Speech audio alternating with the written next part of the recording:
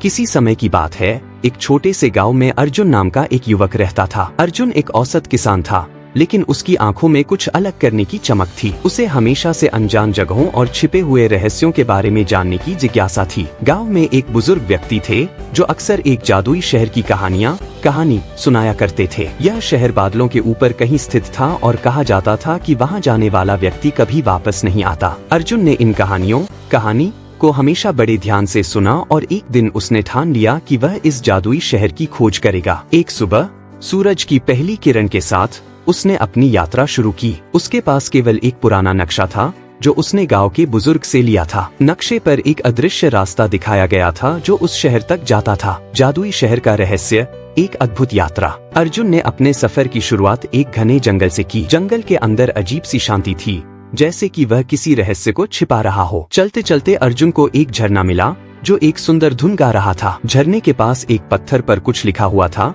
जो सच्चे दिल से खोजता है वही इस रहस्य को पा सकता है। इस संदेश ने अर्जुन की उत्सुकता और बढ़ा दी। उसने झरने के पानी में अपना चेहरा धोया और आगे बढ़ा। जैसे जैसे वह आगे बढ़ता गया, उसे अजीब अजीब सी चीजें देखने को मिली। कभी कभी उसे ऐसा महसूस होता कि कोई उसे देख रहा है, लेकिन जब वह मुड़कर देखता तब वहाँ कोई नहीं होता। कुछ दिन बाद उसे पहाड़ की चोटी पर एक गुफा दिखाई दी। गुफा के अंदर उसने एक प्राचीन किताब पाई। किताब में उस जादुई शहर के बारे में लिखा हुआ था। उसमें बताया गया था कि शहर तक पहुंचने के लिए उसे पहाड़ की चोटी से कूदकर बादलों की ओर जाना होगा। यह सुनकर अर्जुन के दिल में डर और उत्साह दोनों ही थे। अर्जुन ने अपनी सारी हिम्मत जुटाई और पहाड़ की चोटी से कूद पड़ा। जैसे ही वह बादलों के पास पहुँचा, उसे एक अजीब सी रोशनी महसूस हुई। जब उसने अपनी आँखें खोली तो वह खुद को एक अद्भुत शहर में पाया। यह शहर बादलों के ऊपर तैर रहा था और उसकी इमारतें चमक रही थीं, जैसे वे किसी और ही दुनिया की हों।